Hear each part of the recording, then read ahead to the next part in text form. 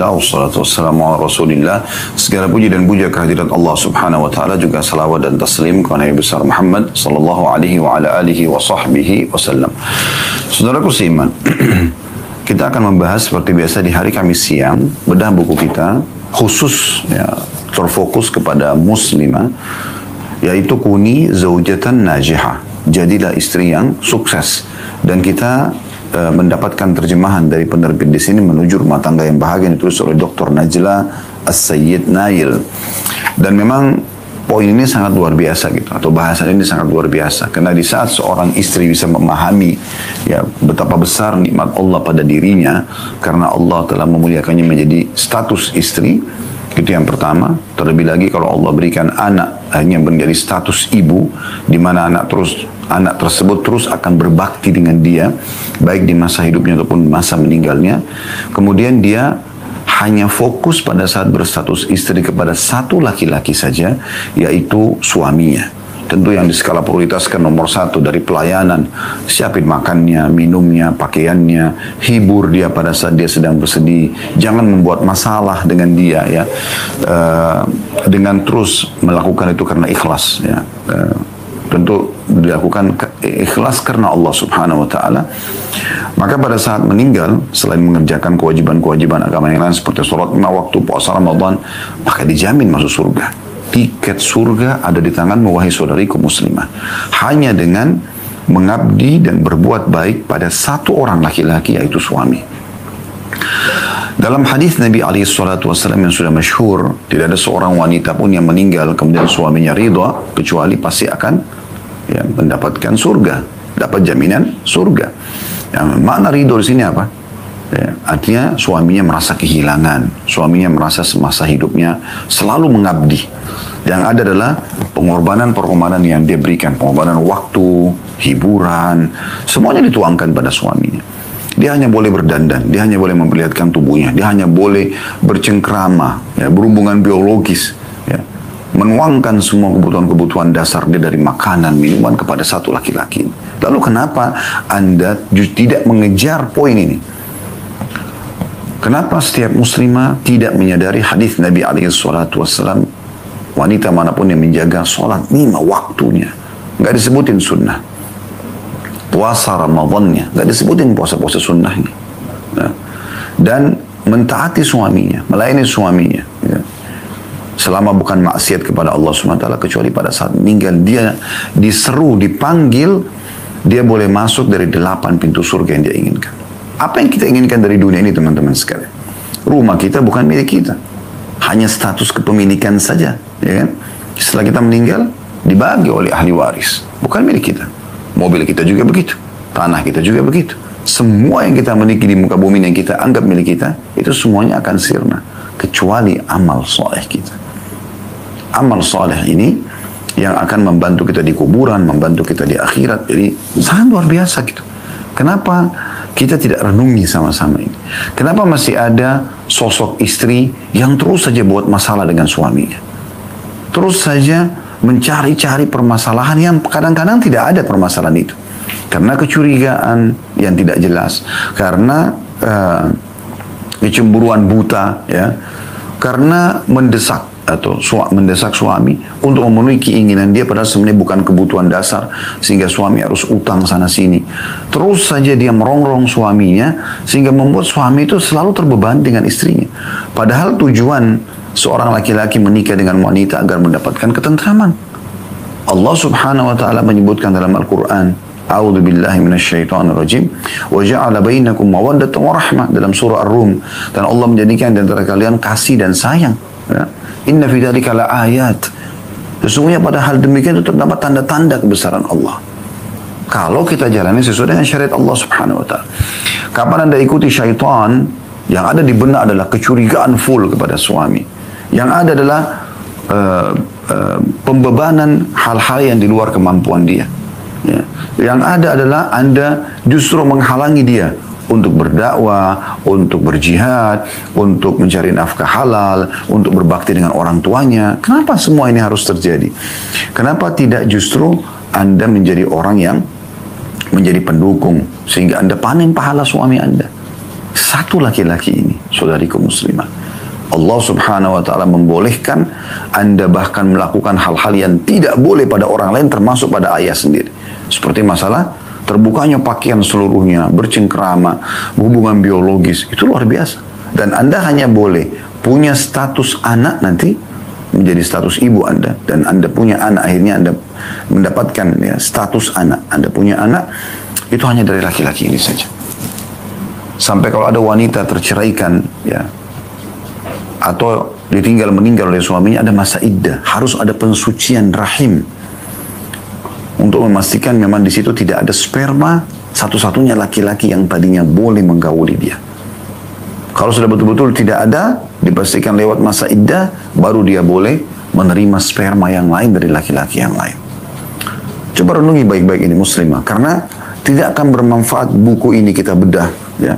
Buku ini terdiri kurang lebih ya dari 219 lembar, ya.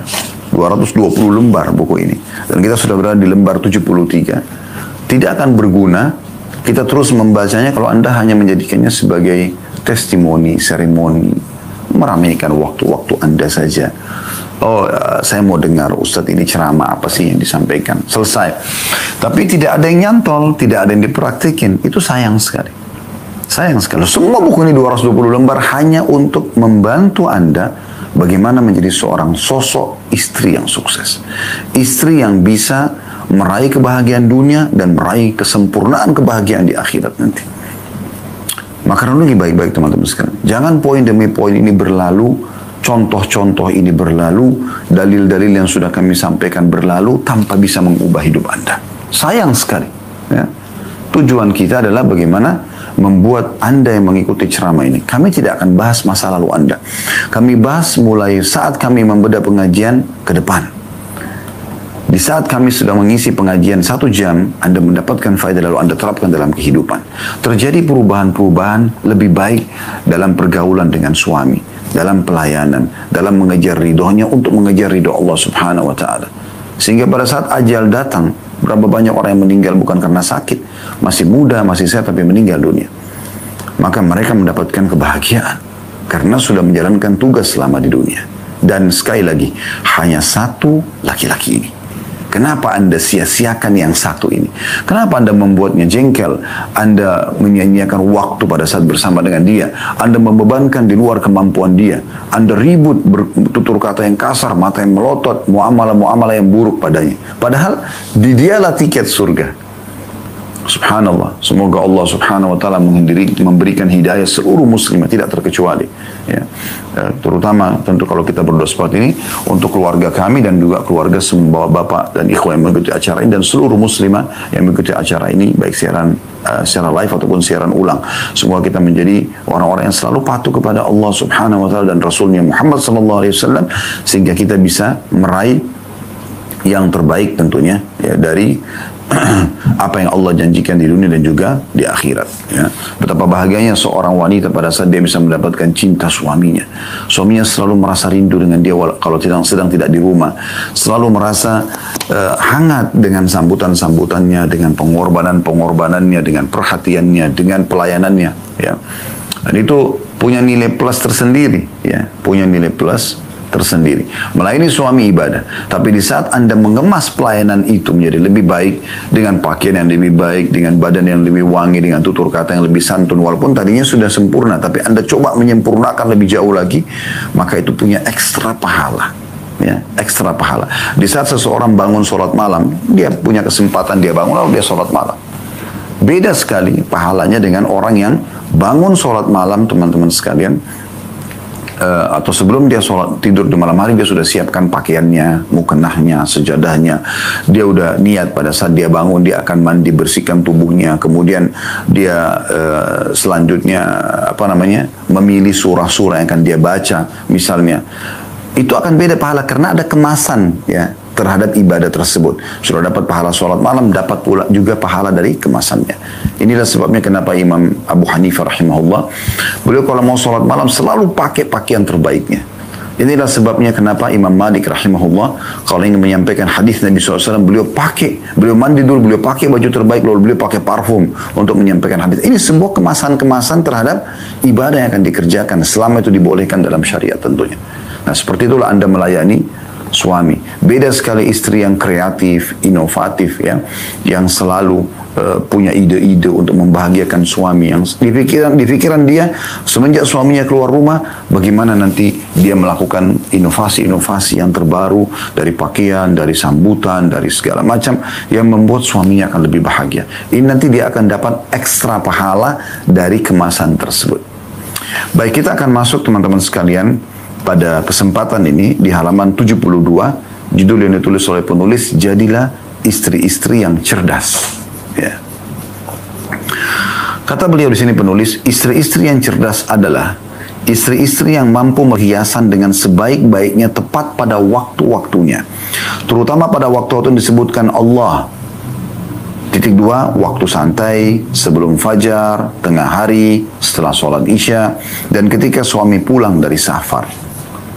Nah, yang dimaksud sini perhiasan tidak harus, sudah kita jelaskan ya, ada bahasan sebelumnya. Perhiasan itu ada dua, yang dimaksud di sini ada perhiasan akhlak, dan ini nomor 1, muamalah yang baik, santun, ramah.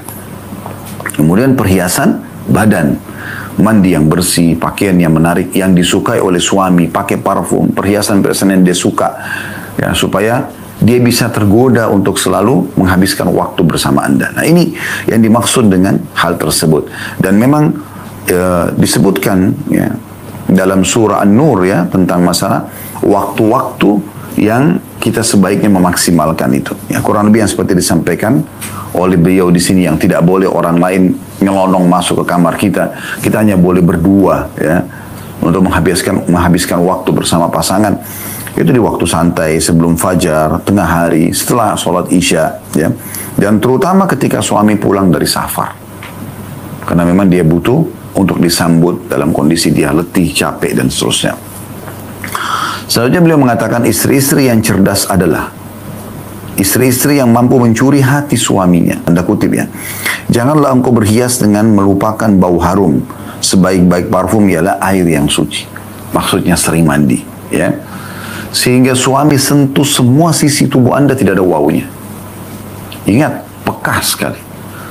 Nafas, bau mulut, ya, bau keringat, bau ketiak, maaf, bau kemaluan. Ini peka sekali. Ya bagaimana Anda merawat semua itu?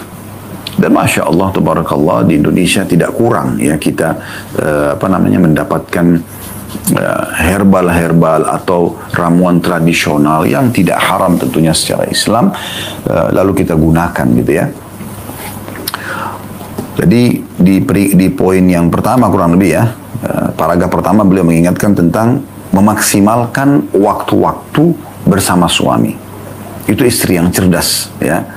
Dan dia meletakkan perhiasan-perhiasannya, akhlaknya, dan perhiasan tubuhnya supaya dia tampil ya seprima mungkin ya di depan suaminya, sesempurna mungkin di waktu suaminya sedang ada. Yang kedua adalah paragraf kedua beliau mengatakan jangan lupa selalu mandi, selalu wangi. Sudah sering kami ingatkan teman-teman sekalian, laki-laki itu peka sekali dengan bau ya. Jadi walaupun dia cinta sama istrinya, walaupun istrinya secantik bidadari ya, tanda kutip di sini tentu bidadari tidak akan ada yang sama, tapi ini biasanya kita bahasakan di Indonesia. Ya, namun ada bau mulut pada saat ngobrol, bau nafas, bau ketiak, bau kemaluan. Ini akan membuat suaminya menjauh. Secantik apapun dia. Mungkin dia biasa saja standar. Kalau ada angka rate 10 mungkin dia angkanya 6. Ini contoh saja.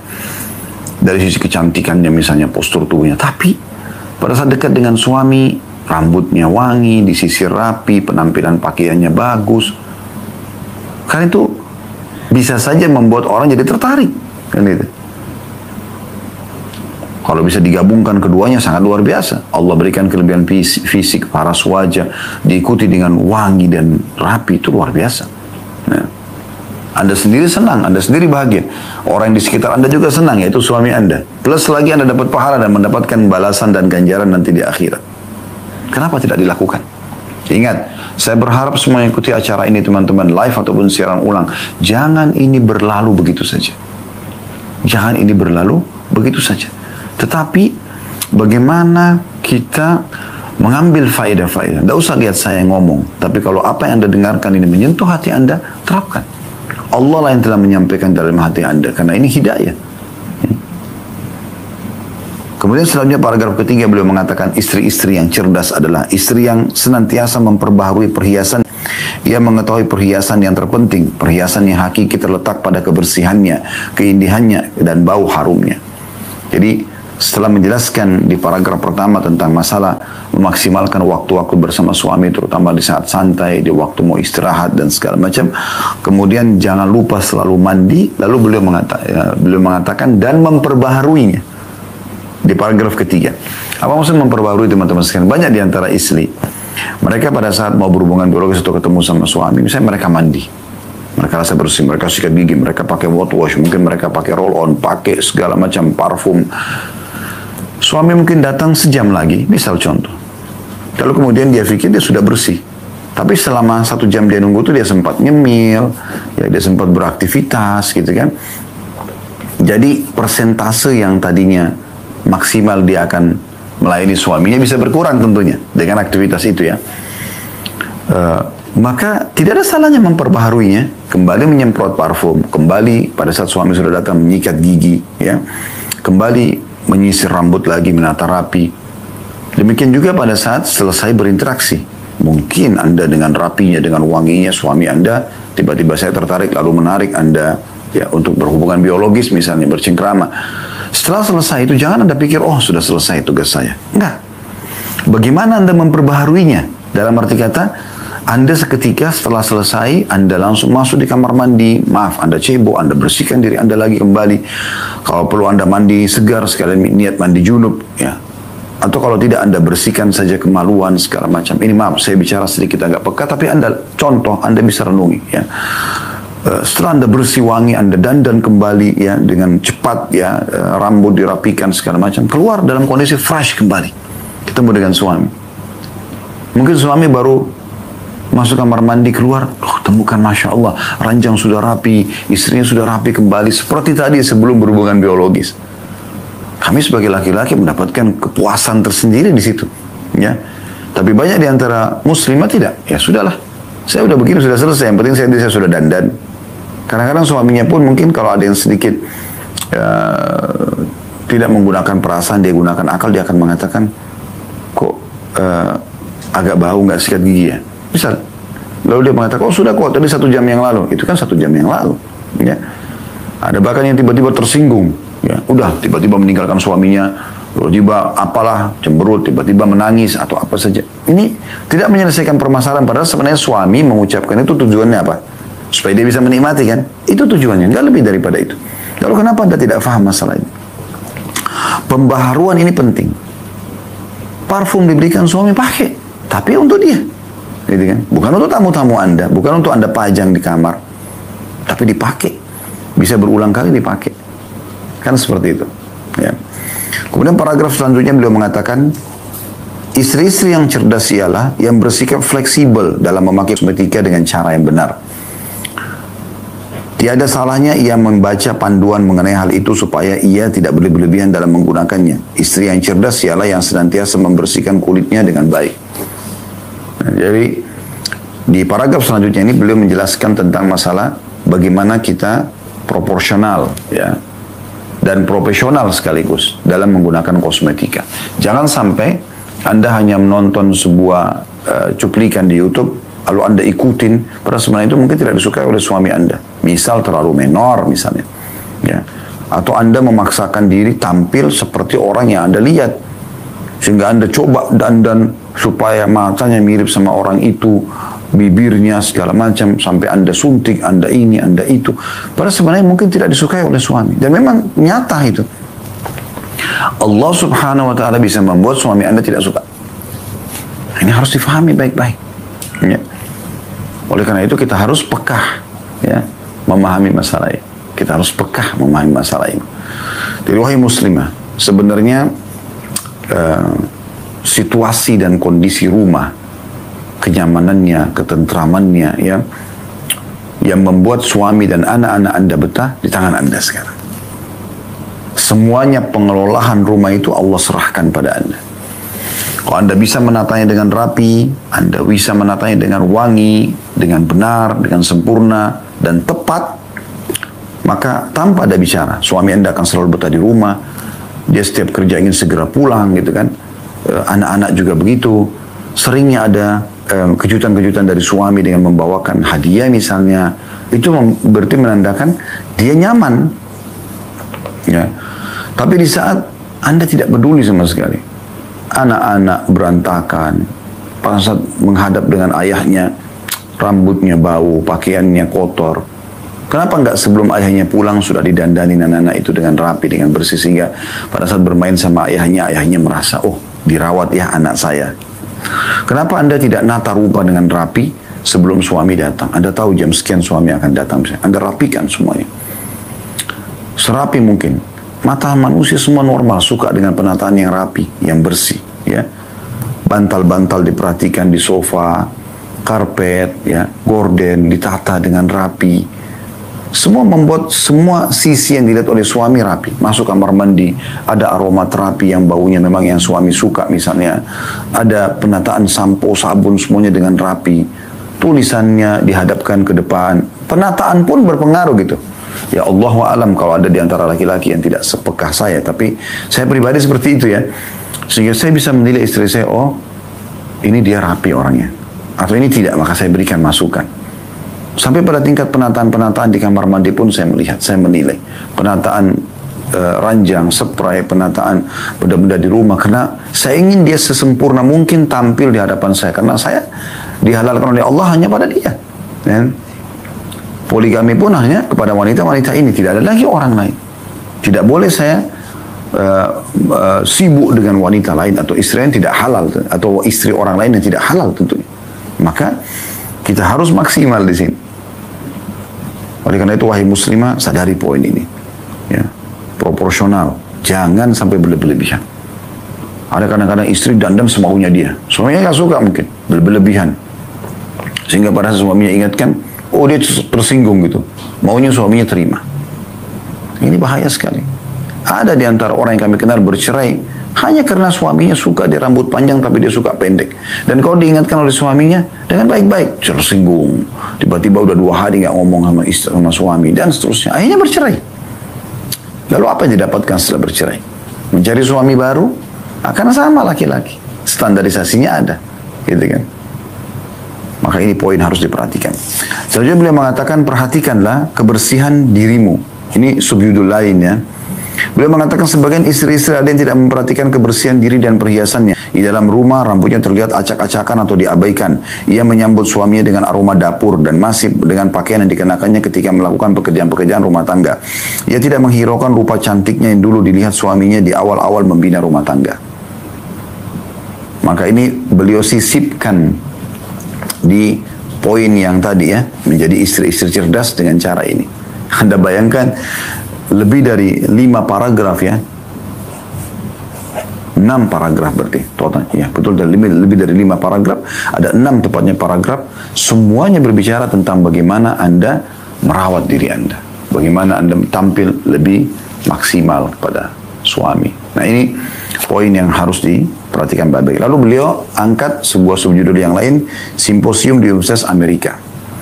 Dalam sebuah simposium yang diselenggarakan para pakar sosial di salah satu universitas di Amerika untuk sebuah penelitian tentang pendapat yang berkembang di antara sejumlah besar suami. Apa sih yang biasa suami-suami ngomongin nih tentang istrinya? Sebuah simposium yang bertujuan untuk mengetahui perkara terpenting yang membuat suami meninggalkan istrinya. Kemudian dia nikahi, seterusnya itu ditinggalkan. Apa ini masalahnya? Simposium khusus bahas masalah itu. Ternyata simposium itu mengeluarkan sejumlah perkara penting yang khusus berkaitan dengan kebersihan dan perhiasan. Yaitu, yang pertama, bau nafas yang tidak sedap karena tidak memperhatikan kebersihan gigi. Ini faktor utama dari hasil simposium suami banyak meninggalkan istrinya coba. Karena umumnya laki-laki tidak mau ngomong, ibu-ibu sekalian. Saya sekarang ngomong ini sekaligus pengajian, gitu kan, untuk menyampaikan inilah keadaan kami laki-laki, gitu. Peka sekali. Perempuan pun sebenarnya peka. Kalau Anda mengatakan perempuan juga Ustaz, ya benar. Tapi perempuan itu dominan perasaan. Anda dominan perasaan. Di saat Anda cinta sama suami Anda, mungkin Anda bersedia saja untuk menerima suami pada saat dia pulang kerja, mungkin belum sempat mandi untuk menggauli Anda. Karena cinta Anda pada dia, Anda dominan perasaan. Kalau laki-laki dominan akal. Bagi dia tidak seperti itu. Dia cinta pun harus tetap wangi. Nah, itu poinnya. Ini simposium pertemuan khusus membedah di Amerika yang mereka sebenarnya orang non-muslim ya. Dalam Islam sudah diajarkan. Apa yang paling banyak membuat suami meninggalkan istri? Nomor 1. Ya, judulnya disimpulkan adalah perempuan banyak meninggalkan kebersihan dan perhiasannya. Itu poin nomor 1. Dan dirincikanlah di poin-poin ini adalah poin A-nya yang paling tinggi nilainya adalah bau, nafas yang tidak sedap karena tidak memperhatikan kebersihan gigi, makanan yang dikonsumsi dan seterusnya. Yang kedua, bau makanan seperti bawang dan bawang putih, bawang merah dan bawang putih. Yang setelahnya dia tidak membersihkan. Subhanallah, kalau Anda wahai muslimah yang ikuti acara ini sudah tahu, alhamdulillah. Kalau belum tahu, ya salah satu makanan yang kalau dikonsumsi mentah ya, mentah seperti bawang bombay mentah ya, bawang putih mentah, bawang putih aja langsung dikonsumsi, atau di blender seperti saya lihat ada minuman-minuman yang dari bawang putih murni diminum, alasannya bisa menyembuhkan ini dan itu. Apalah alasannya? Ini Anda sudah tahu atau belum? Ya, saya tetap ingatkan hadis Nabi SAW. Beliau mengatakan siapa yang memakan sayuran yang buruk ini, kata Nabi SAW gitu ya, maka jangan dekati masjid kami. Coba. Laki-laki pun kalau makan ini tidak boleh langsung dekati masjid, kecuali dia sudah membersihkan diri dia. Sikat gigi, bersiwak, membersihkan maksimal gitu. Coba bayangkan ya. Dan bukan dilarang makan ya, bukan. Karena kita membutuhkan bawang dalam masakan. Karena itulah dijelaskan dalam sebuah riwayat yang lain. Kalaupun ada yang mengkonsumsinya, maka dia harus memaksimalkan dalam memasaknya. Supaya menghilangkan penyebab daripada bau badan, bau mulut, bau nafas gitu. Nah, di Indonesia sih tidak terlalu umum ya orang memakan bawang mentah gitu ya. Tetapi biasanya orang campurkan di cabe ya, membuat cabe misalnya, sambal. Nah, tidak ada salahnya bawang merah itu direbus dulu. Direbus dulu, ya, kemudian dia baru diulek sama cabenya. Supaya memang mengikuti perintah Nabi SAW atau saran Nabi SAW. Dan penyebab daripada makruhnya makanan ini atau sayuran ini yang sifatnya pada saat mentah ya, kalau langsung dikonsumsi. Kalau kita langsung sholat ataupun berinteraksi dengan suami, maka itu hilang ya. Seperti itu kurang lebih. Maksudnya yang menyebabkan dia ditegur untuk dilakukan pada saat makan ini mentah lalu kemudian sholat langsung gitu. Kemudian yang ketiga, pakaian buruk yang tidak bagus termasuk pakaian dalam ya. Saatnya Anda wahai istri, wahai muslimah, pakai baju yang paling seksi. Maaf saya bahasakan ini sedikit pekah, tapi memang harus begitu. Memang harus pakai baju yang sangat transparan, sangat menarik warnanya, sangat tipis, dengan beragam macam modelnya. Kami nggak sarankan Anda pakai baju piyama pada saat tidur sama suami. Piyama tertutup. Anda kalau terus gadis mungkin lengan panjang, celana panjang. Dengan suami untuk apa? Gitu kan? Kecuali dia yang membeli, artinya dia memang mau Anda pakai lain. Jenis-jenis piyama tertentu ya, mungkin. Tapi kalau setiap mau tidur pakai ini, kenapa Anda tidak beli pakaian-pakaian justru yang, maaf ini saya bahasakan, dan sering kami singgung di bab-bab sebelumnya, yang dipakai oleh para pelacur itu. Saya tidak minta Anda jadi pelacur tentunya, na'udzubillah. Tapi apa yang mereka jual sih? Pakaian seksinya, pakaian terbuka. Sampai ke pakaian dalamnya, celana dalamnya pun, BH-nya pun yang menarik. Dan membuat suami itu betah gitu.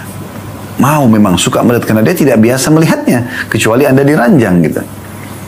Coba cari, online banyak dijual, ya.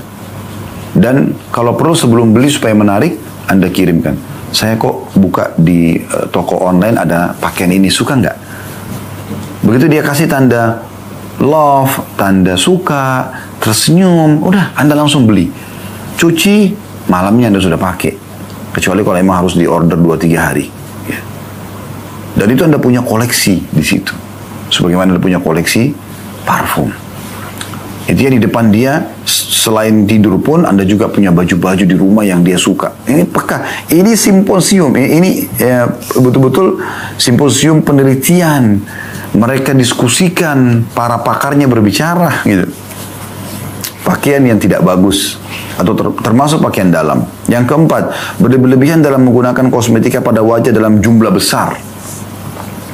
Sehingga akhirnya menor sekali. Bagi dia bagus, bagi suaminya jelek. Itu yang keempat. Yang kelima, tidak memperhatikan rambut, baik dengan tidak mencuci atau menyisirnya. Begitu juga kuku-kukunya kotor. Ini hasil simposium, bukan saya menyampaikan. Anda bisa baca di halaman 74. Dan Dr. Najila pun bukan menyampaikan pendapatnya. Di Amerika ada simposium, di satu universitas. Artinya dikaji secara ilmiah. Gitu. Jadi ternyata rambut yang Nabi SAW ingat, saya pernah sampaikan menyatakan tentang seorang suami kalau pulang dari safar, jangan dia pulang sampai dia menginformasikan pada istrinya agar apa?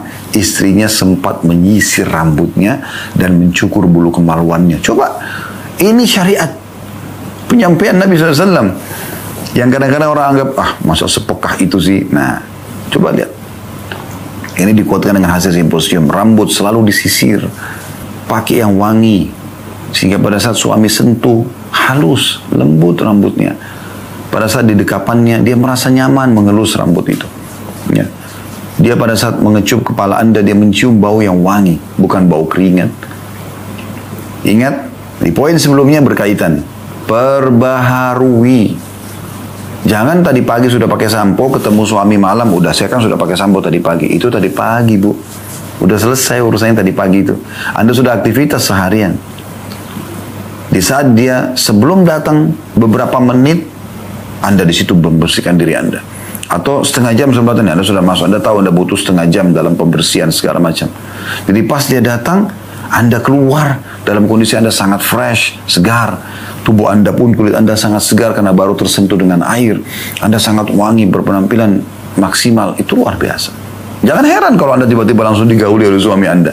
Karena memang produk Anda menarik. Ya, itu poin. Begitu juga dengan kuku. Islam menganjurkan kuku untuk dipotong. Di sini bukan berarti kuku Anda, yang penting kan dirawat, dipanjangin, lalu dikasih warna-warna. Belum tentu suami suka. Dan Anda juga seorang muslimah. Nabi SAW mengatakan 5 fitrah bagi setiap muslim harus dijaga. Memotong kuku. Ya. Yang penting kuku-kuku yang ada ini bersih. Kalau yang sudah berbeda warna itu harus dipotong. Kemudian khitan, sunat, kemudian mencabut bulu ketiak, mencukur bulu kemaluan, lalu mencukur kumis bagi laki-laki. 5 fitrah artinya dasar yang harus selalu dijaga oleh setiap muslimah. Anda kalau mau umroh atau haji, sudah tahu belum? Anda dianjurkan cabut bulu ketiak, cukur bulu kemaluan, ya. Kemudian selanjutnya potong kuku, ya. Jadi bahasan masalah potong kuku. Yang kelima, yang keenam, tidak mengganti pakaian secara teratur. Tidak mengganti pakaian. Jadi pakaiannya itu terus. Kenapa, Bu? Kenapa wahai muslimah? Kenapa wahai saudariku muslimah? Apa kendalamu di saat sudah berhubungan biologis tadinya, saat pakai pakaiannya menarik buat suami sehingga dia menggauli Anda. Dia masuk kamar mandi, Anda segera juga bersih-bersih, Anda ganti model yang lain. Kenapa enggak? Kenapa tidak? Kenapa tidak enjoy waktu Anda? Bukankah Anda senang kalau saat dicumbui oleh suami, pada saat ditatap, pada saat didekap, pada saat dia bercerita dengan merasa nyaman dan tenang bersama Anda, pada saat Anda bisa curhat? Kenapa Anda tidak maksimalkan? Ganti lagi pakaian dalamnya, ganti warna lain, ganti model lain, ganti parfum lain, ganti model ikatan rambut, banyak sekali variasinya. Ya. Ini hasil yang ke-6, ya, yang menyebabkan banyak suami meninggalkan istrinya, tidak mengganti pakaian secara teratur. Yang ketujuh, tidak membersihkan kemaluan serta tidak menghilangkan bulu kemaluan. Ini orang kafir loh ini di Amerika.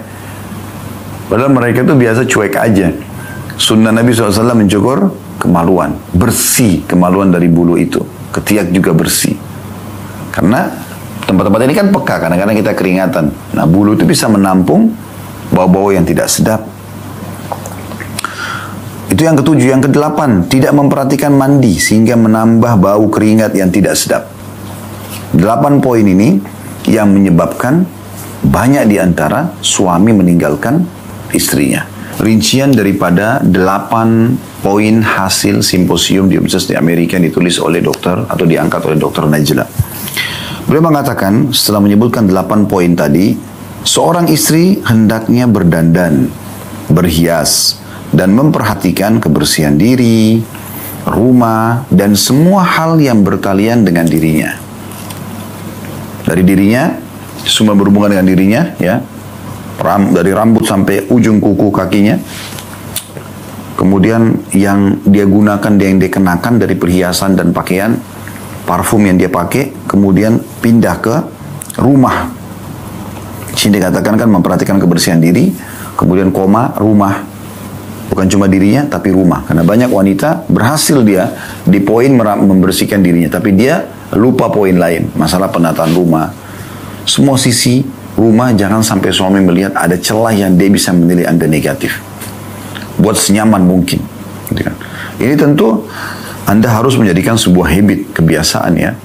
Karena di saat Anda cuma niat ini di saat suami Anda, sehingga padahal suami tidak ada, sofa berantakan, spray berantakan, Anda pun acak-acakan rambutnya, ini nanti akan bermasalah di saat tiba-tiba suami Anda pulang.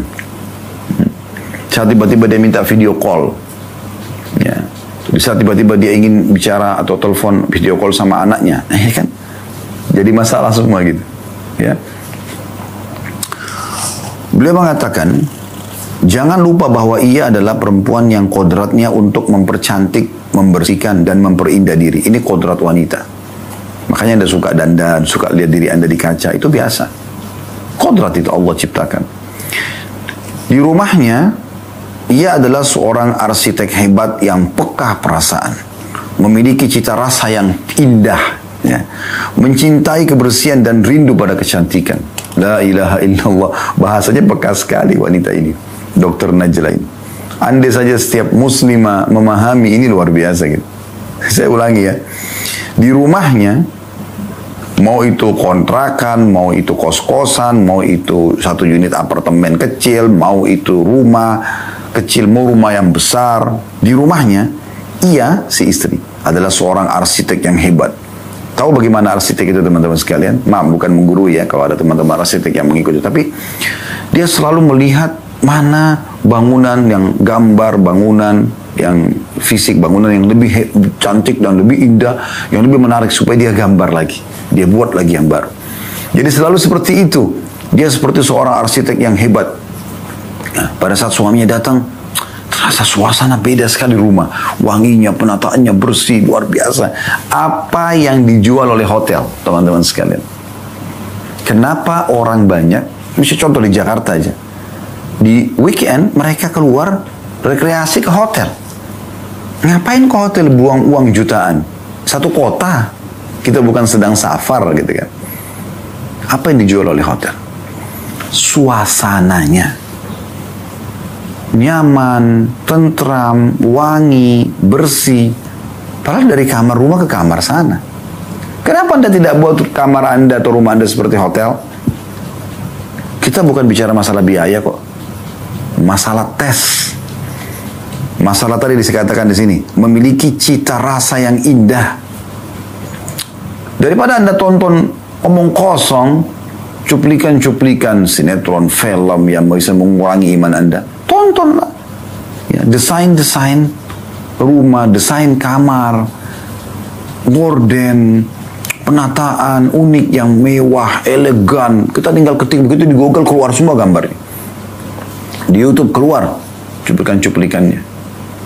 Supaya Anda terinspirasi. Daripada nonton gosip yang gak ada gunanya gitu. Ya. Kemudian mencintai kebersihan. Ingat, makna mencintai kebersihan teman-teman selalu peka. Sedikit kotor dia sudah peka. Ada tumpah ini langsung dilap sama dia, langsung dibersihkan. Atau dia pakai PRT, tolong mbak bantu. Tidak ada yang dibiarkan berserakan. Semuanya selalu rapi. Anak-anak pun ditata dan dibahasakan dengan agar mereka bisa memahami. Karena kan ini menjadi pola hidup mereka ya. Kenapa banyak orang berantakan dalam rumahnya? Karena dia memang di rumah tangga sama orang tuanya begitu polanya. Nggak peduli dengan kebersihan gitu. Dan selalu rindu pada kecantikan. Nggak merasa nyaman kalau nggak rapi dan bersih dan cantik. Nah itu. Lalu beliau mengatakan ini rincian dari 8 poin tadi ya. Berarti harusnya seperti ini gitu. Jadi saya ulangi, beliau mengatakan seorang istri hendaklah berdandan, berhias dan memperhatikan kebersihan diri, rumah dan semua hal yang berkalian dengan dirinya. Jangan lupa bahwa ia adalah perempuan yang kodratnya untuk mempercantik, membersihkan dan memperindah diri. Di rumahnya, ia adalah seorang arsitek hebat yang peka perasaan, memiliki cita rasa yang indah, mencintai kebersihan dan rindu pada kecantikan. Ini sudah saya rincikan tadi semua ya. Kemudian beliau mengatakan di paragraf setelahnya, walaupun demikian, engkau tetap harus berhati-hati jangan sampai berhias dengan sesuatu yang diharamkan. Meskipun suamimu memerintahkannya, sebab tidak ada ketaatan kepada makhluk dalam hal kemaksiatan kepada Khalik atau Sang Pencipta. Ini juga tidak kalah penting. Sudah pernah dengar hadis Nabi SAW, la ta'ata li makhlukin fi ma'siyati khalik. Tidak boleh taat pada makhluk yang berbau maksiat kepada Sang Pencipta. Dalam riwayat lain, la ta'ata illa fi ma'ruf. Tidak ada ketaatan kecuali pada hal yang dibolehkan dalam agama. Ini kaidah dasar. Kalau kita misalnya di posisi seorang anak, orang tua kita kan wajib kita bakti, patuh pada mereka. Tapi di saat mereka perintahkan hal-hal yang diharamkan dalam agama, contoh misal disuruh buka jilbab, karena Anda wajib tutup aurat, tidak boleh Anda patuh di sini. Anda dilarang sholat, Anda disuruh makan yang haram, Anda disuruh dandan ya, yang memperlihatkan aurat di tempat yang tidak layak, yang Allah haramkan, tidak boleh dipatuhi. Demikian juga seorang istri pada suaminya, walaupun ketaatan full Allah perintahkan, tapi pada hal-hal yang tidak melanggar Sang Pencipta. Karena Sang Pencipta di atas suami Anda. Nah ini poin juga tidak kalah penting gitu kan. Dan ingat teman-teman, jangan, di sini beliau mengatakan jangan berhias dengan sesuatu yang diharamkan. Jangan karena mau kelihatan cantik kemudian tato alis, cukur alisnya, ya, atau pasang bulu mata palsu, atau jangan, tak usah melanggar. Allah ciptakan Anda begini, Anda tinggal kelola yang sudah Allah ciptakan itu. Jangan sampai melanggar. Karena menyambung bulu tidak boleh kan dalam Islam. Maka Anda harus hati-hati. Ada juga orang yang berlebihan, akhirnya sampai suaminya pun heran melihat. Sepertinya aneh gitu. Bagi dia bagus, bagi suaminya mungkin jelek gitu. Suami Anda tidak menikahi Anda kecuali sudah tahu, inilah paras wajah istri saya. Tinggal Anda kemas saja itu. Ya.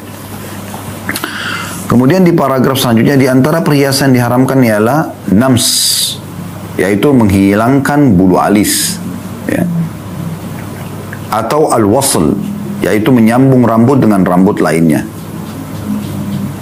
Atau menggunakan wig. Ya, ini yang masih ada perbedaan pendapat ulama di masalah wig, tapi wig ini ya mirip dengan menyambung rambut gitu ya. Kemudian demikian pula tato. Ya, ada orang menganggap oh kalau tato itu hebat, modern. Ini ngawur ini. Dari mana ini konsepnya? Hilangkan dari benak Anda ini, hapus. Gak ada tato itu modern, gak ada. Gak ada tato itu menunjukkan bahwasanya kehebatan. Gak ada. Justru bersih rapi. Kenapa kalau Anda tampil bersih, wangi, putih? Kenapa harus menulis? Kan aneh ini. Ya. Lalu beliau mengatakan, ingatlah, jangan sampai engkau memperhatikan perhiasanmu, jangan sampai engkau memperlihatkan perhiasanmu kepada selain suamimu. Ya, ini jabaran daripada 8 poin tadi hasil simposium itu. Baik, ini bahasan kita insya Allah, dan saya akan coba 10 menit terakhir membaca pertanyaan yang sudah masuk, dan kita akan bahas insya Allah masih mirip dengan bahasan ini pertemuan dengan, tapi ini keluhan-keluhan suami. Kalau tadi kan hasil simposium, judulnya catatan seorang suami yang bersedih, tanda kutip, bau dan bau.